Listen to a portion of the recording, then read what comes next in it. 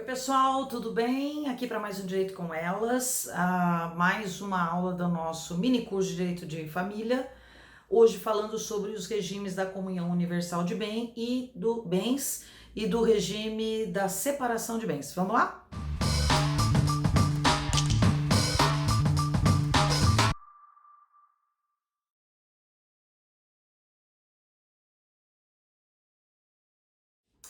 Bom, pessoal, na aula anterior a gente falou a respeito do regime da comunhão parcial de bens, que é o regime mais conhecido, mais popular, e o chamado regime legal, que é o regime escolhido pela lei de divórcio, vigente no Brasil desde 1977, e permaneceu assim mesmo com o novo Código Civil e coisa e tal.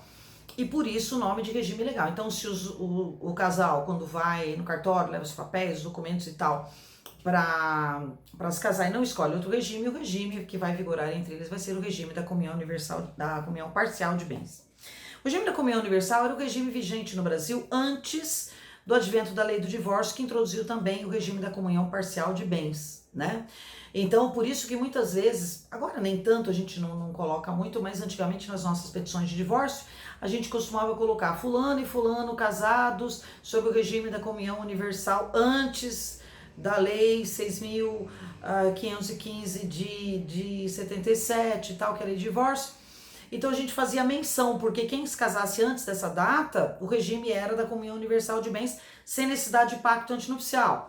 Após 1977, para se casar com o regime da comunhão universal, precisa de pacto antinupcial. Aliás, não só no regime da comunhão universal, como também da separação de bens e da participação final nos aquestos, né? Então, especificamente no caso da comunhão universal de bens, se você hoje optar por esse regime, se a pessoa optar pelo regime da comunhão universal de bens, primeiro vai ter que ser feito um pacto antinupcial na forma determinada pela lei, e aí vai submeter as regras que estão previstas aqui no 1667 do Código Civil, que fala sobre o regime da comunhão universal. Qual que é a principal diferença, gente? Na comunhão universal de bens, a rigor ou como regra, se comunicam todos os bens passados, presentes e futuros, ou seja, todos os bens que eram do marido, que eram da mulher, que eram dos cônjuges, passam a ser dos dois, ou seja, o que era meu antes de casar passa a ser meu e do meu marido, o que era do meu marido antes dele casar passa a ser meu e do meu marido. Além dessa questão dos bens particulares se comunicarem, ou seja, haver um bloco só um patrimônio, né? Também a questão da herança. No caso da herança, que é um bem particular, considerado um bem particular, recebendo herança durante o casamento, casado no regime da comunhão universal de bens, também haverá comunicação. Então, se eu recebo uma herança casada no regime da comunhão universal, essa herança vai ser minha e do meu marido. Ou seja, vai haver a comunicabilidade de bens. Pouquíssimos bens ficaram de fora da comunhão universal de bens. E o que a gente destaca são os bens que são de uso pessoal do casal, de cada um dos cônjuges, os bens que eles utilizam para o trabalho, então aqueles bens que são bens exclusivos para o meu trabalho, não se comunicam, os bens de uso pessoal e as aposentadorias, montepios e salários que a gente costuma colocar. Porém, vale a mesma regrinha da comunhão parcial de bens, né, gente, que eu comentei e vocês não devem esquecer. O salário não se comunica até a página 2, ou seja, enquanto não sai da conta, ok, saiu da conta para qualquer coisa, aplicação, etc., já comunicou. Então, na comunhão universal de bens, gente, praticamente todos os bens se comunicam de acordo com o que está previsto no 1667. O que, para vocês entenderem melhor, eu vou dar uma lida no 1668, que é o que vai ser excluído da comunhão universal, porque, como regra, tudo vai se comunicar. Ficam excluídos os bens doados ou herdados com cláusula de incomunicabilidade. Então, se você receber uma doação e dizer este bem é incomunicável, este bem não se comunica com os bens do meu parceiro, do seu parceiro. Os bens gravados de fideicomisso e o direito do herdeiro fideicomissário. O fideicomisso é uma espécie de substituição testamentária, que acontece onde você, por um tempo, fica com esse bem, enquanto a pessoa a quem se destina a herança final não o receber, por várias razões. A gente explicou isso no mini curso de Direito das Sucessões, a espécie da substituição testamentária, que é o fideicomisso, não se comunica por motivos óbvios, é uma propriedade resolúvel. sendo propriedade resolúvel, não pode se comunicar. Ficam de fora também as dívidas anteriores ao casamento, a menos que essas dívidas tenham sido contraídas para o próprio casamento, para os aprestos, ou seja, festa, vestido de noiva, móveis, etc e tal.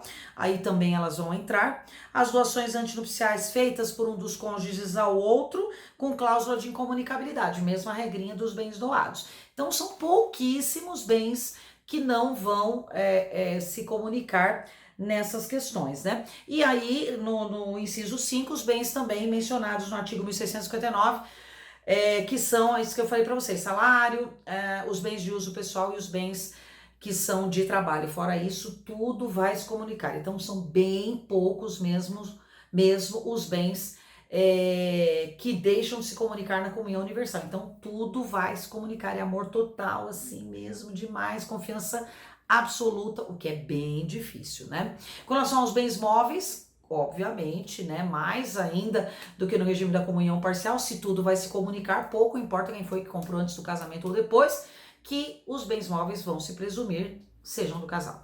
Por outro lado, já no regime da separação de bens, eu vou aí fazer uma ressalva de separar as duas modalidades de separação de bens. Eu tenho a separação obrigatória de bens e a separação convencional ou total de bens. E a diferença entre elas é que a separação obrigatória de bens é aquela prevista na lei, ou seja, a lei determina que em certos casos o regime de bens seja o da separação legal, da separação obrigatória. Quando isso vai acontecer? Nos casos previstos no artigo 1641 do Código Civil, ou seja, quando o casamento precisar de autorização judicial, quando os cônjuges forem maior de 70 anos e nos casos em que existam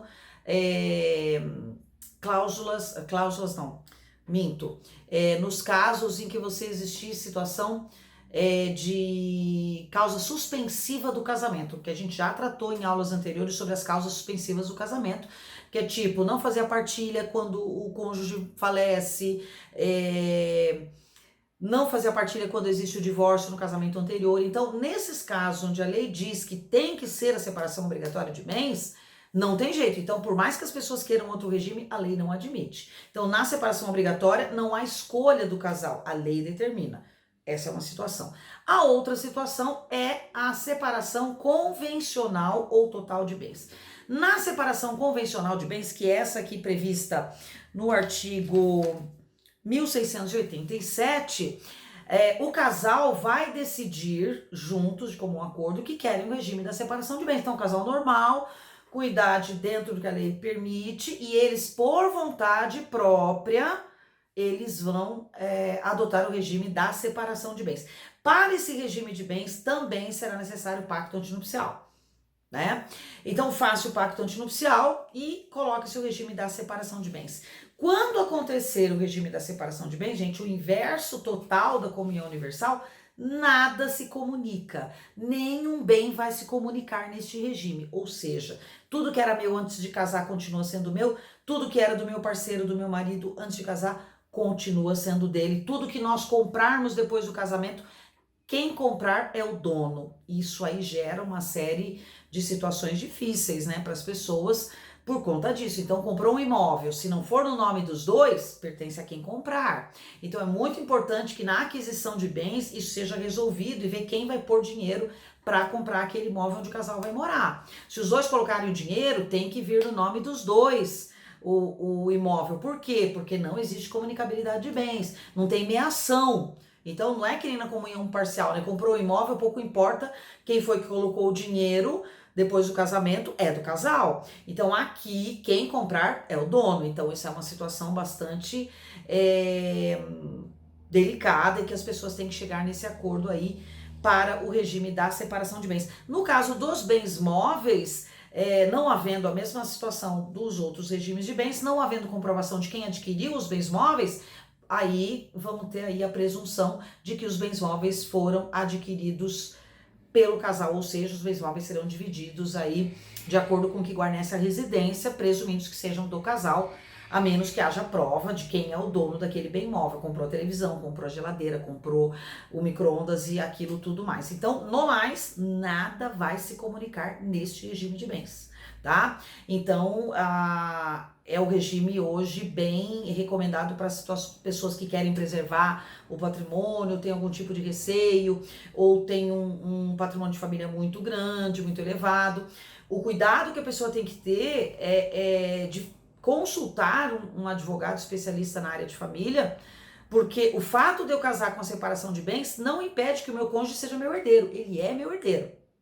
Então, na separação de bens, o cônjuge não é meieiro, os bens não se comunicam. Se houver um rompimento em vida do casamento, ou seja, pelo divórcio, não vai haver comunicabilidade de bens. Porém, havendo falecimento do cônjuge, no caso da sucessão, o cônjuge será herdeiro, concorrendo com os filhos e com outros parentes, com ascendentes. Então, essa é uma coisa que deve se ter bastante em mente quando a gente estuda a questão do regime de bens. Então, muita gente quer esse regime, por causa do patrimônio da família. Cuidado, porque embora não haja comunicabilidade de bens, no caso do falecimento, neste regime de bens, o cônjuge será herdeiro, de acordo com o artigo 1829, como a gente também já estudou lá no mini curso de Direito das Sucessões. Eu recomendo aí pro pessoal que tiver com dúvida, assistir as aulas referentes à ordem de vocação hereditária lá no nosso mini curso de sucessões.